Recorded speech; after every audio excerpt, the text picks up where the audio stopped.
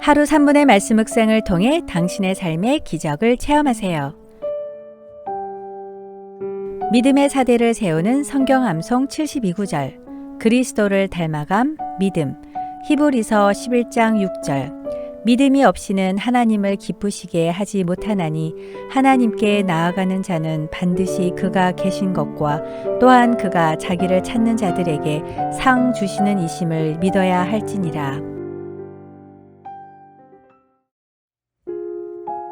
1982년 브라질에서 태어나 어렸을 때부터 축구를 좋아하고 자질도 뛰어난 한 소년이 있었습니다. 그는 지역 유소년 축구팀을 거쳐 상파울로 FC의 스카우트 제의를 받을 정도로 촉망받는 선수로 자랐습니다. 그러나 그가 18살 때 수영장 사고로 척추 골절상을 입었고 의사로부터 더 이상 선수 생활을 할 수 없다는 진단을 받았습니다. 의사는 그의 부상이 너무 심각하여 회복 가능성이 2% 미만이라고 말했습니다. 그러나 그는 치유의 하나님께서 반드시 회복시켜 주실 것임을 믿고 꿈을 키우며 자신의 인생의 로드맵을 그렸습니다. 병상에서 그가 쓴 10가지 목표는 다음과 같습니다. 다시 축구 선수의 길을 걷는다. 상파울로 클럽의 프로팀 1군에 합류한다. 브라질 대회에 참가하기 위해 엔트리 25명 안에 든다. 그중 엔트리 18명 안에 든다. 스타팅 멤버가 된다. 20세 이하 브라질 대표팀에 발탁된다. 브라질 대표팀에 발탁된다. 브라질 대표팀의 주전으로 뛴다. 월드컵에 참가한다. 유럽의 빅리그의 명문팀에 진출한다. 선수 생활도 하기 힘든 상황에서 과연 그의 꿈은 이루어졌을까요? 그 당시 사람들은 걷기만 해도 다행이라며 비아냥거렸고 너무 가능성이 없는 무모한 꿈이라고 일축했습니다. 그러나 그는 피나는 재활 훈련을 거쳐 21살 때 모든 목표를 이루었습니다. 그는 바로 히카루두 이젝송, 두스 산투스 레이치라는 본명보다 예명으로 유명한 선수 카카입니다. 그의 10가지 꿈은 모두 이루어져 2002년, 2006년, 2010년 브라질 국가대표로 월드컵에 참여했으며 레알 마드리드 스페인 팀에서도 활동했고 AC 밀란 팀에서 미드필더로 뛰었습니다. 2007년 피파 올해의 선수상과 발롱도르상, 2008년 이탈리아 선수협회 선정 올해의 선수상을 받으며 맹활약을 하다가 2017년에 은퇴했습니다. 너무나 잘생긴 외모 덕분에 아디다스 모델로 조르지오 알마니의 모델로 광고에도 출연하였습니다. 그가 이뤄낸 완벽한 회복은 기적이었습니다. 독실한 기독교인인 카카는 2005년 피파 컨페더레이션스컵 결승전에서 브라질이 아르헨티나를 4대2로 격파한 후에 열린 승리 축하 행사에서 Jesus loves you라는 문구가 전 세계 여러 언어로 적힌 티셔츠를 입고 등장하기도 하였습니다. 카카의 골 세러머니 중 하나는 하늘 위로 하나님께 감사를 전하는 듯이 제스처를 취하는 것입니다.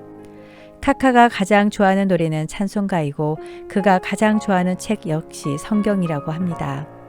카카는 어떤 순간에도 하나님의 전지전능하심을 믿었고 하나님은 그에게 기적을 주셨습니다. 하나님은 꿈꾸는 자의 하나님이십니다. 성경은 믿음이 없이는 하나님을 기쁘시게 못한다고 말씀하고 있습니다. 하나님을 기쁘시게 해드리는 것은 우리의 지식이나 기술, 재물이 아닙니다. 오직 한 가지, 우리의 믿음만이 하나님을 기쁘시게 해드릴 수 있습니다. 여러분이 믿는 믿음은 무엇인가요? 무엇을 믿고 누구를 믿고 살아가시나요? 기적을 일으키려면 얼마나 큰 믿음을 가져야 할까요? 하나님이 기뻐하시는 믿음은 믿음의 크고 작음이 아니라 진정한 믿음의 유무입니다. 마태복음 17장 20절 만일 너희에게 믿음이 겨자씨 한 알만큼만 있어도 이 산을 명하여 여기서 저기로 옮겨지라 하면 옮겨질 것이요 또 너희가 못할 것이 없으리라. 우리에게 2% 부족한 것은 바로 믿음입니다.